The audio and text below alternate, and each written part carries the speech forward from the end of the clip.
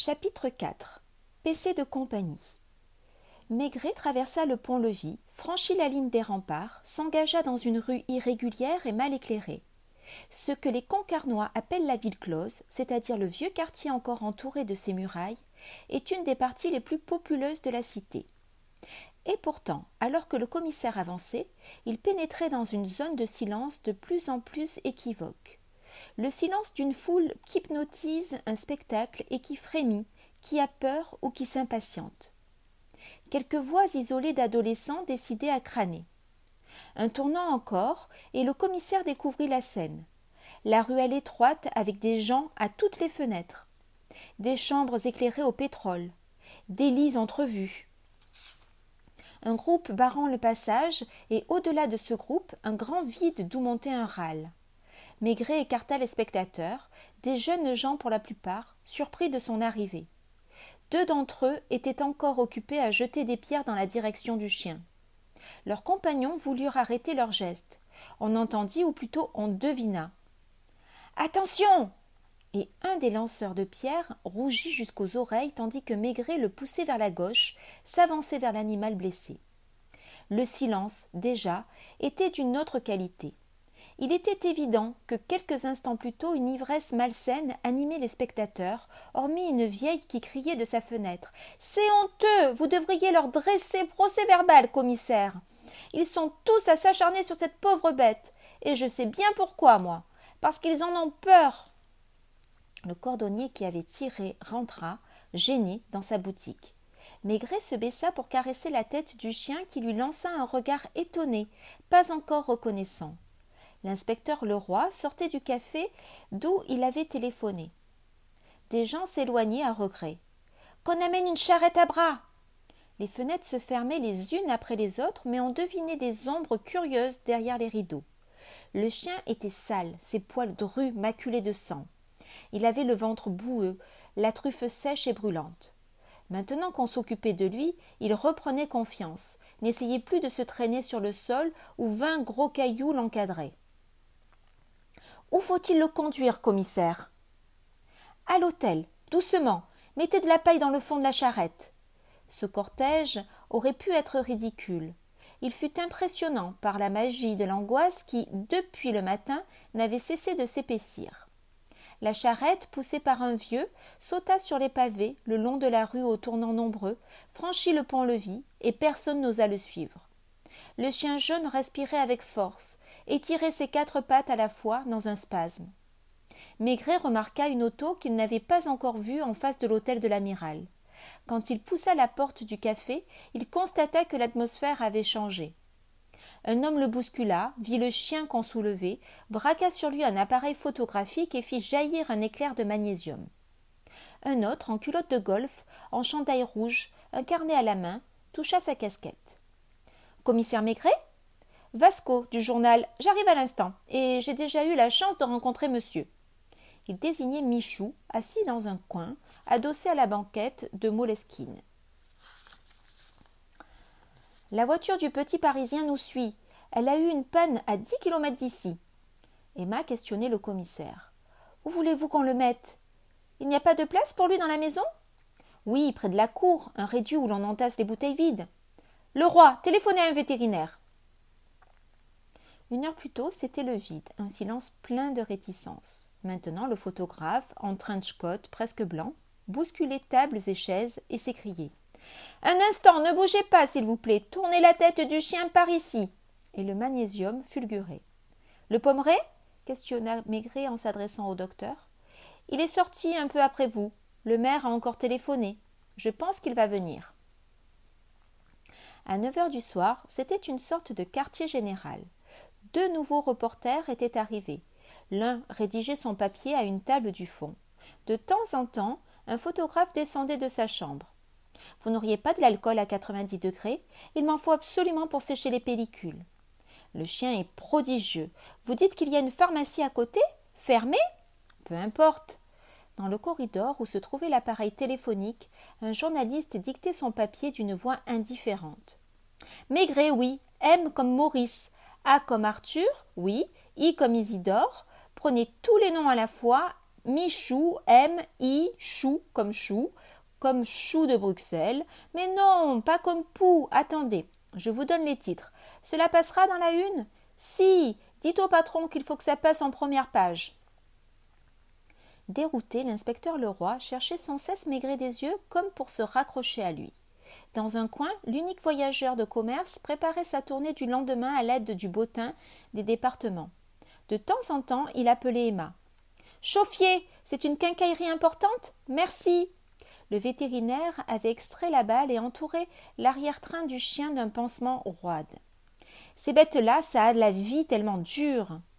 On avait étendu une vieille couverture sur de la paille dans le réduit dallé de granit bleu qui s'ouvrait à la fois sur la cour et sur l'escalier de la cave. Le chien était couché là, tout seul, à 10 centimètres d'un morceau de viande auquel il ne touchait pas.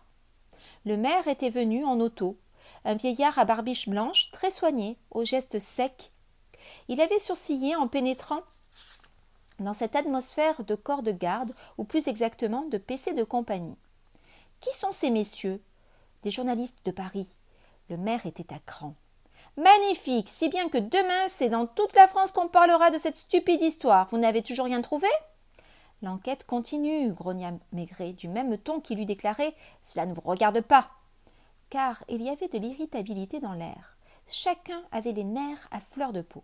« Et vous, Michou, vous ne rentrez pas chez vous ?» Le regard du maire était méprisant, accusait le docteur de lâcheté. « À ce train-là, c'est la panique générale dans les 24 heures.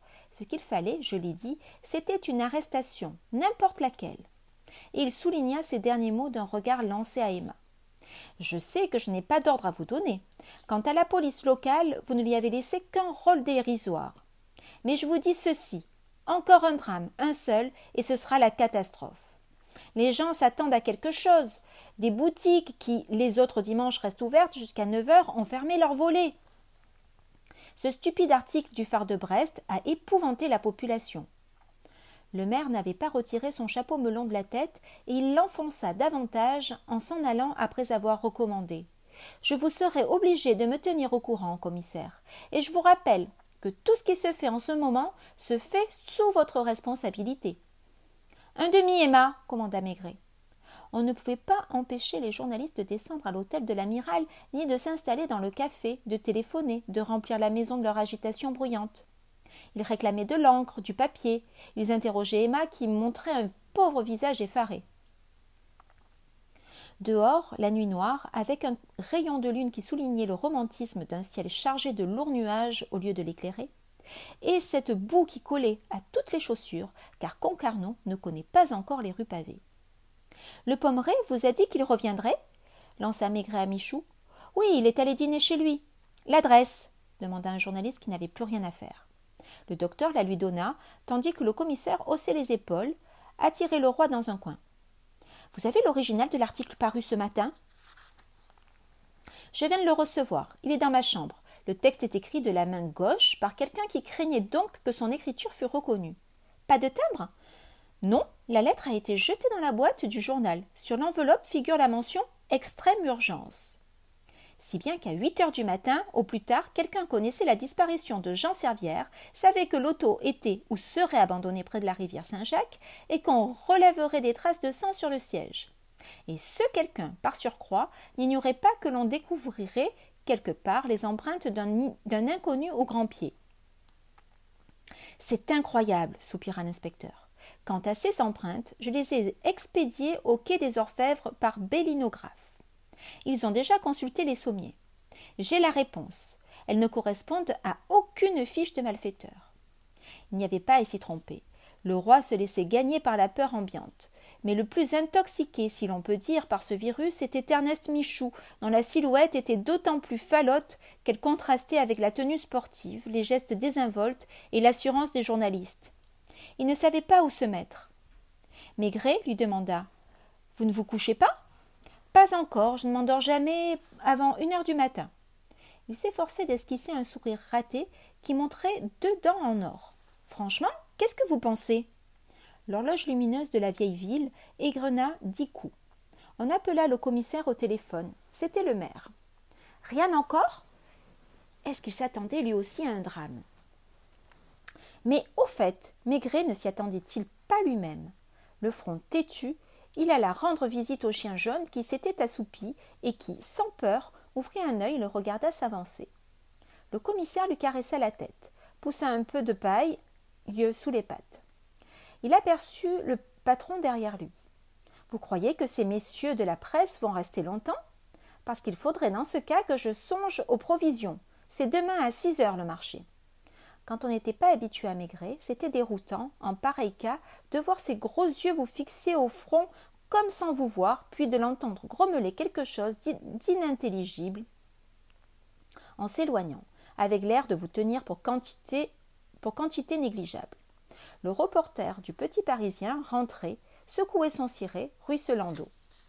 « Tiens, il pleut? Quoi de neuf, Grolin ?» Une flamme pétillait dans les prunelles du jeune homme, qui dit quelques mots à voix basse au photographe qui l'accompagnait, puis décrocha le récepteur du téléphone. « Petit Parisien, mademoiselle. Service de presse, priorité. Quoi? Vous êtes relié directement à Paris? Alors, donnez vite. Allô, allô? Le Petit Parisien? Mademoiselle Germaine? Passez-moi la sténo de service, ici Grolin. » Sa voix était impatiente et son regard semblait défier les confrères qui l'écoutaient. Maigret, qui passait derrière lui, s'arrêta pour l'écouter. « Allô? C'est vous, mademoiselle Jeanne? En vitesse, hein? Il est encore temps pour quelques éditions de province. Les autres ne l'auront que dans l'édition de Paris. Vous direz au secrétaire de rédaction de rédiger le papier. Je n'ai pas le temps. Affaire de Concarneau. Nos prévisions étaient justes. Nouveau crime. Allô, oui, crime. Un homme tué, si vous aimez mieux. » Tout le monde s'était tu. Le docteur, fasciné, se rapprochait du journaliste qui poursuivait fiévreux, triomphant, trépidant. Après M. Mostagaine, après le journaliste Jean Servière, M. Le Pommeraye. Oui, je vous ai épelé le nom tout à l'heure. Il vient d'être trouvé mort dans sa chambre. Chez lui. Pas de blessure. Les muscles sont raidis et tout fait croire à un empoisonnement. Attendez, terminez par « La terreur règne ». Oui, courez voir le secrétaire de rédaction. Je vous dicterai tout à l'heure un papier pour l'édition de Paris, mais il faut que l'information passe dans les éditions de province. Il raccrocha, s'épongea, jeta à la ronde un regard de jubilation. Le téléphone fonctionnait déjà. « Allô, le commissaire? Il y a un quart d'heure qu'on essaie de vous avoir. Ici la maison de M. Le Pommeraye. Vite, il est mort !» Et la voix répéta dans un ululement. « Mort !» Maigret regarda autour de lui. Sur presque toutes les tables, il y avait des verres vides. Emma, exsangue, suivait le policier des yeux. « Qu'on ne touche ni à un verre, ni à une bouteille, commanda-t-il. Vous entendez, le roi? Ne bougez pas d'ici !» Le docteur, le front ruisselant de sueur, avait arraché son foulard et on voyait son cou maigre, sa chemise maintenue par un bouton de col à bascule. Quand Maigret arriva dans l'appartement de M. Le Pommeraye, un médecin qui habitait la maison voisine avait déjà fait les premières constatations. Il y avait là une femme d'une 50aine d'années, la propriétaire de l'immeuble, celle-là même qui avait téléphoné. Une jolie maison en pierre grise face à la mer, et toutes les 20 secondes, le pinceau lumineux du phare incendiait les fenêtres. Un balcon, une hampe de drapeau et un écusson aux armes du Danemark. Le corps était étendu sur le tapis rougeâtre d'un studio encombré de bibelots sans valeur. Dehors, 5 personnes regardèrent passer le commissaire sans prononcer une parole. Sur les murs, des photographies d'actrices, des dessins découpés dans les journaux galants et mis sous verre, quelques dédicaces de femmes. Le Pommeraye avait la chemise arrachée. Ses souliers étaient encore lourds de boue. « Strychnine, dit le médecin. Du moins, je le jurerai. Regardez ses yeux, et surtout, rendez-vous compte de la raideur du corps. L'agonie a duré près d'une demi-heure, peut-être plus. »« Où étiez-vous » demanda Maigret à la logeuse. « En bas, je sous-louais tout le premier étage à M. Le Pommeraye, qui prenait ses repas chez moi. Il est rentré dîner vers 8 heures, il n'a presque rien mangé. Je me souviens qu'il a prétendu que l'électricité marchait mal, alors que les lampes éclairaient normalement. Il m'a dit qu'il allait ressortir, mais qu'il prendrait d'abord un cachet d'aspirine, car il avait la tête lourde. » Le commissaire regarda le docteur d'une façon interrogative. « C'est bien cela, les premiers symptômes. Qui se déclare combien de temps après l'absorption du poison ? Cela dépend de la dose et de la constitution de l'homme, parfois une demi-heure, d'autres fois 2 heures. Et la mort ne survient qu'à la suite de paralysie générale, mais il y a auparavant des paralysies locales. Ainsi, il est probable qu'il a essayé d'appeler. Il était couché sur le divan. Ce même divan qui valait au logis de Le Pommeraye d'être appelé la maison des turpitudes. Les gravures galantes étaient plus nombreuses qu'ailleurs autour du meuble. Une veilleuse distillait une lumière rose. Il s'est agité comme dans une crise de délirium tremens. La mort l'a pris par terre. Maigret marcha vers la porte qu'un photographe voulait franchir et la lui ferma au nez. Il calculait à mi-voix. Le Pommeraye a quitté le café de l'Amiral un peu après 7 heures. Il avait bu une fine à l'eau. Ici, un quart d'heure plus tard, il a bu et mangé. D'après ce que vous me dites des effets de la strychnine, il a pu tout aussi bien avaler le poison là-bas qu'ici. Il se rendit tout à coup au rez-de-chaussée où la logeuse pleurait, encadrée par 3 voisines. « Les assiettes, les verres du dîner !» Elle fut quelques instants sans comprendre, et quand elle voulut répondre, il avait déjà aperçu dans la cuisine une bassine d'eau encore chaude, des assiettes propres à droite, des sales à gauche et des verres. « J'étais occupée à faire la vaisselle quand… » Un sergent de ville arrivait. « Gardez la maison, mettez tout le monde dehors, sauf la propriétaire, et pas un journaliste, pas un photographe, qu'on ne touche pas à un verre ni à un plat. » Il y avait 500 mètres à parcourir dans la bourrasque pour regagner l'hôtel. La ville était dans l'ombre. C'est à peine s'il restait 2 ou 3 fenêtres éclairées à de grandes distances l'une de l'autre. Sur la place, par contre, à l'angle du quai, les 3 baies verdâtres de l'hôtel de l'Amiral étaient illuminées, mais à cause des vitraux, elles donnaient plutôt l'impression d'un monstrueux aquarium. Quand on approchait, on percevait des bruits de voix, une sonnerie de téléphone, le ronron d'une voiture qu'on mettait en marche. « Où allez-vous » questionna Maigret. Il s'adressait à un journaliste. « La ligne est occupée, je vais téléphoner ailleurs. Dans 10 minutes, il sera trop tard pour mon édition de Paris. » L'inspecteur Leroy, debout dans le café, avait l'air d'un pion qui surveille l'étude du soir. Quelqu'un écrivait sans trêve. Le voyageur de commerce restait ahuri, mais passionné dans cette atmosphère nouvelle pour lui. Tous les verres étaient restés sur les tables. Il y avait des verres à pied ayant contenu des apéritifs, des demi encore gras de mousse, des petits verres à liqueur. « À quelle heure a-t-on débarrassé les tables ?» Emma chercha dans sa mémoire. « Je ne pourrais pas dire. Il y a des verres que j'ai enlevés au fur et à mesure, d'autres sont là depuis l'après-midi. Le verre de monsieur Le Pommeraye ? Qu'est-ce qu'il a bu, monsieur Michou ?» Ce fut Maigret qui répondit. « Une fine à l'eau. » Elle regarda les soucoupes les unes après les autres. « 6 francs. Mais j'ai servi un whisky à un de ces messieurs et c'est le même prix. Peut-être est-ce ce verre-ci, peut-être pas. » Le photographe, qui ne perdait pas le nord, prenait des clichés de toute cette verrerie glauque étalée sur les tables de marbre. « Allez me chercher le pharmacien !» commanda le commissaire à Leroy. Et ce fut vraiment la nuit des verres et des assiettes. On en apporta de la maison du vice-consul du Danemark. Les reporters pénétraient dans le laboratoire du pharmacien comme chez eux, et l'un d'eux, ancien étudiant en médecine, participait même aux analyses. Le maire, au téléphone, s'était contenté de laisser tomber d'une voix coupante. « Toutes vos responsabilités !» On ne trouvait rien. Par contre, le patron surgit soudain, questionna. « Qu'est-ce qu'on a fait du chien ?» Le réduit où on l'avait couché sur de la paille était vide. Le chien jaune, incapable de marcher et même de se traîner à cause du pansement qui emprisonnait son arrière-train, avait disparu. Les verres ne révélaient rien. Celui de M. Pommeraye a peut-être été lavé, je ne sais plus, dans cette bousculade, disait Emma. Chez la logeuse aussi, la moitié de la vaisselle avait été passée à l'eau chaude.